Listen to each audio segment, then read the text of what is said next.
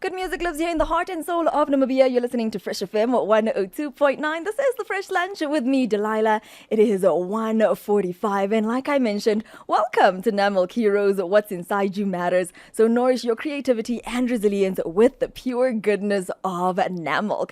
Earlier on, we spoke about creativity and how the essence of creativity as well as resilience are truly the two pillars that hold up our hero for today, and they're a part of her at this point in time. We also spoke over how creativity can be basically synonymous to an outside-the-box thinker. We're speaking to our Heroes Tribe member today. She is her business coach as well as her mentor, and she goes by the name of Catherine Shipushu. Catherine, I hope your afternoon is going well.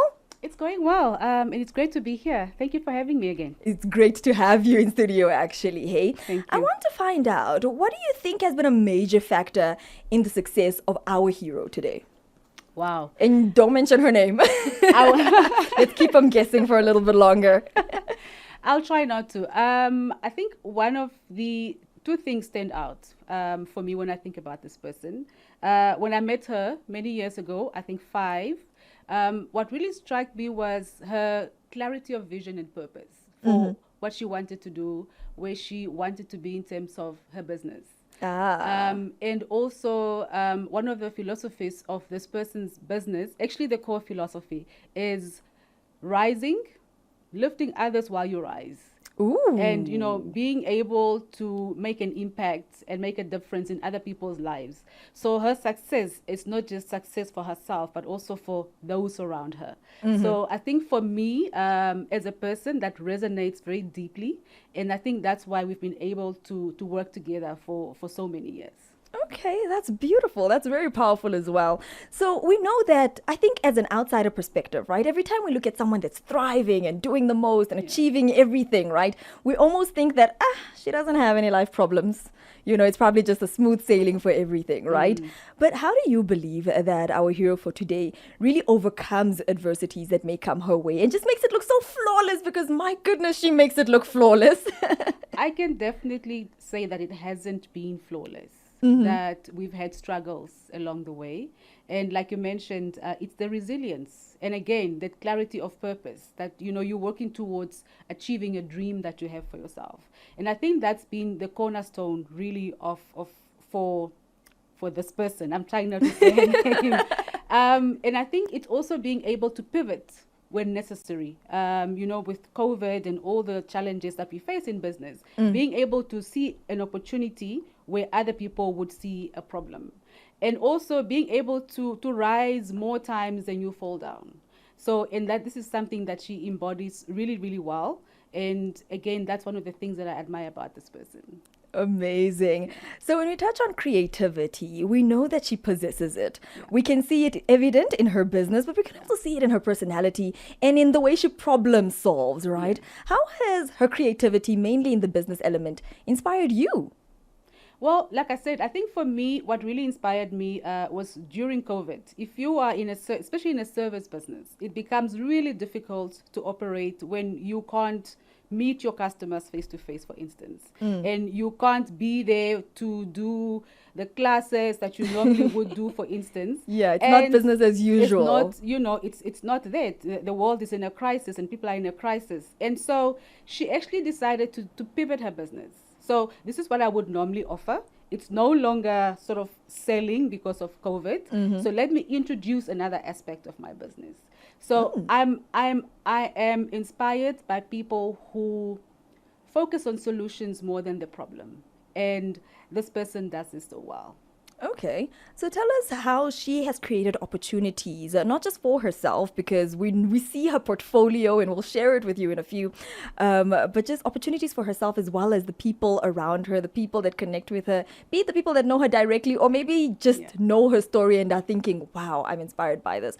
How do you think she has created those opportunities for other people to thrive? Yeah, so when this person came into the industry that she operates in, she obviously didn't have the skills that were required to start a business. And she also struggled to find someone to mentor her, not mentor her, but just to show her the ropes. How do I do this? How do I do that? And then she's self-taught in that regard. Wow. So when she actually gained the skill and when she perfected her craft, she decided that she's not going to allow any other person to experience the same stumbling blocks or roadblocks that she experienced. And so she created an opportunity and a platform to empower others who want to come in the industry. Again, when I said her success is not hers alone, she wants everyone else to win with her. So she created this opportunity for her to be able to impact others positively, but also for others to come in industry, to learn, to grow, and to make a living. Oh my goodness, she sounds too good to be true. So we need to find out if this is an actual human being because the supernatural elements in there are going really, really strong. But yes, thank you so much, Catherine, for taking the time out and sharing with us all that has built our hero, most of what has built our hero to the woman that we now know today. It's the Fresh Lunch with me, Delilah. Fresh FM 102.9 remains your station. Welcome back to Nammilk Heroes. Nourish your creativity as well as your resilience with the pure goodness of Nammilk. I can't stop smiling right now, right? Because now is the time where I get to reveal to you the identity of our hero. Oh my goodness, this woman is gorgeous. So earlier on, we had Catherine Shifushu share with us, who is, after all, our hero's coach as well. And she shared with us the full scoop about who our hero is. But now we get to speak to the direct source of this creativity and resilience.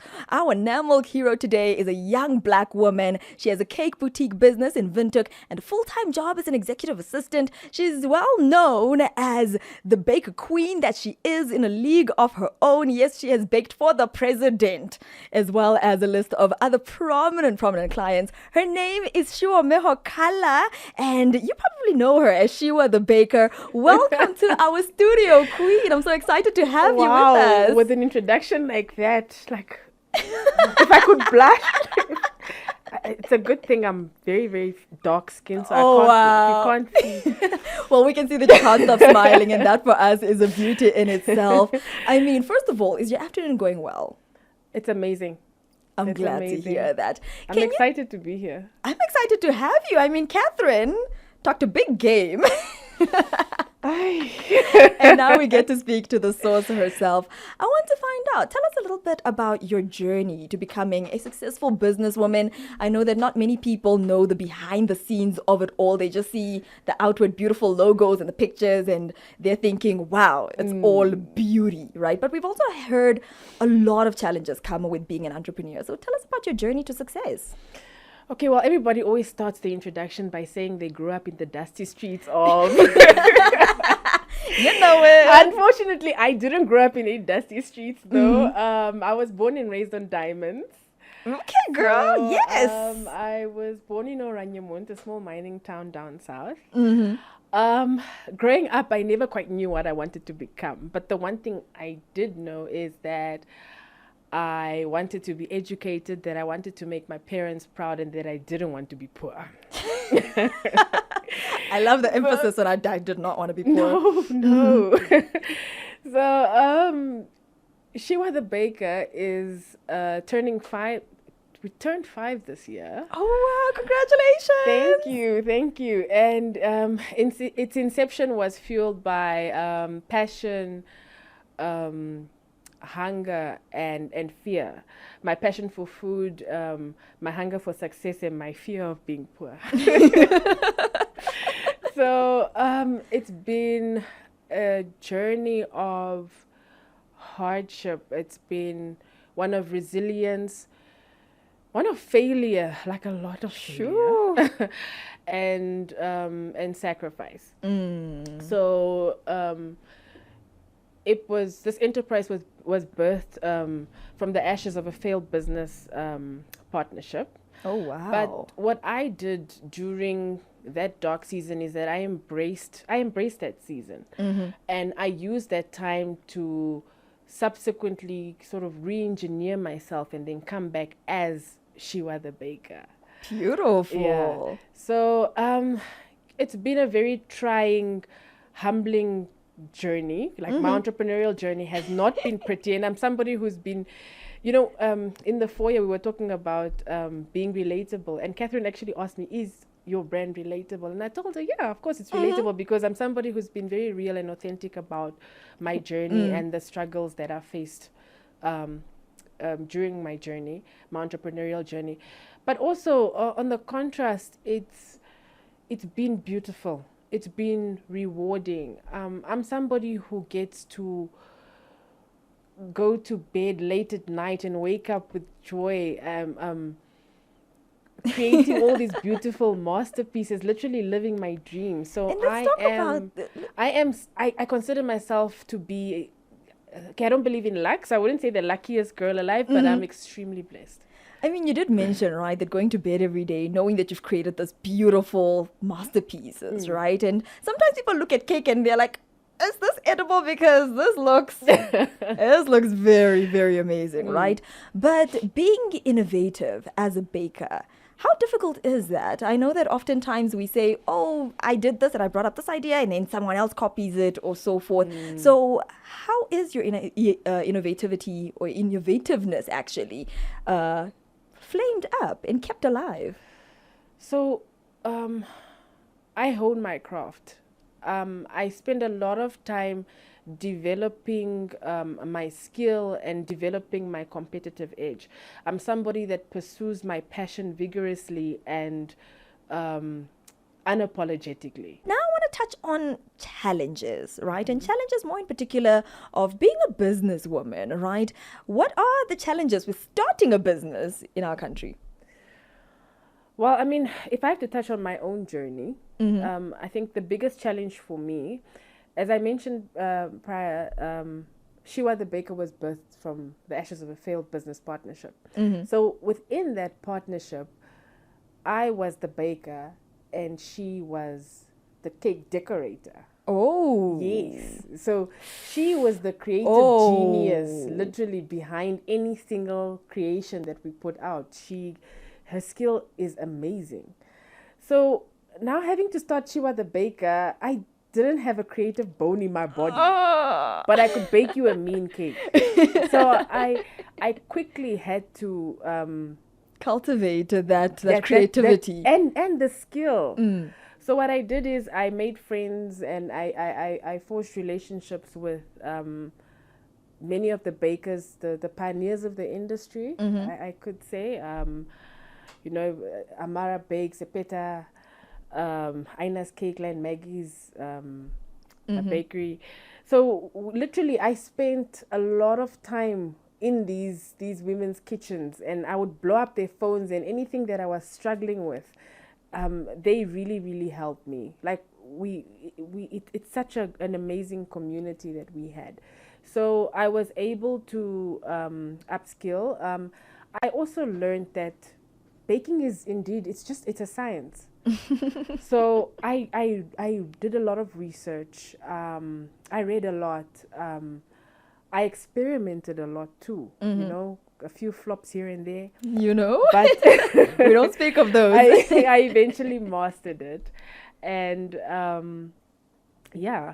so I mean that was like a very, very big challenge for me. Just upskilling. I've even had to go to South Africa to attend a few classes there. And just really sharpen the skill. Yeah. So I'm somebody who really believes in upskilling and constantly developing yourself and developing your skill. I mean, that's the only way that I could possibly do what I'm doing now. And I mean, look at this, 5 years later, and we're still doing the things that need to be done. So, I mean, I realized that baking is not just popping a cake out of the oven. There's more to it. And what you need to do is what we actually did with our business. I say our because there's so many people that are behind the Shiwa the Baker brand. So It's not only just about me, although the brand is very personal. What we set out to do at the beginning was we built a strategy.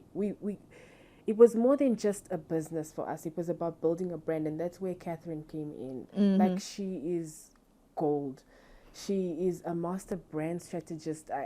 Literally, she's my secret weapon to everything. Note to self, get Catherine. Get Catherine. Okay. Well, we're in 2023, and 2023 marks 3 years since the COVID-19 pandemic hit us. We know that took a huge toll when it came to businesses and small businesses. And at that time, Shiwa the Baker, as the business, was 2 years, turning on Yeah. 3 at the moment. So still at quite a tender age, you know, the toddler ages basically of it all. How would you say that the pandemic has really helped you to adopt and become stronger? So funny enough, with the food business, my business actually took Boomed. off. It boomed. Wow. Like my revenue spiked. I mean, there was a huge consumer demand, but that never trickled down to the bottom line because the cost of doing business Went increased up. Terribly. terribly. So I mean, we were paying at least double the price for Just the ingredients. Yeah. alone.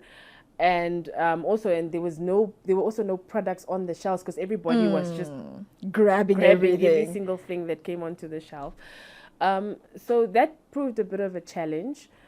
But somehow, I mean, and also you could only push your prices so high. much. I Yeah. mean, nobody's willing to pay like $50 for a cupcake, for It's like, example. excuse me, You know, it's one cupcake. See, and people were also suffering. People lost their jobs. People were in a very, very bad space personally and financially.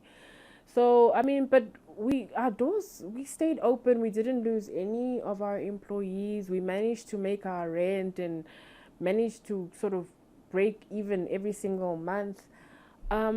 And it's just as I was telling Catherine, right? It's the creativity at problem solving, because when the problem comes, it's like, okay, instead of raising the price of the cake, what else can I do But I to think make it sure was that also it's just, look, at the beginning of, at the infancy of the business, what we started doing is that we built a strategy for the brand, and every single thing that we did spoke to that strategy. So I think that strategy sort of created a structure and a buffer so the business could withstand any shock that came to it. We survived. We remained relevant.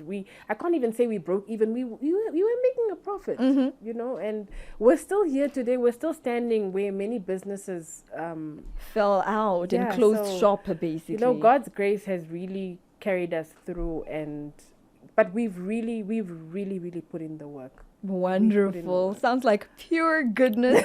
Shiwa, I know that you're a busy woman and I do not want to keep you for too long, but I do want to know, you mentioned building a strategy and how this allows stability for the business to continue growing. So let's touch on growth and really just narrowing in on that.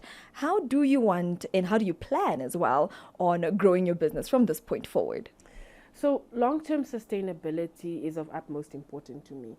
So I envision myself growing and building an enterprise that is capable of renewing itself through generations of the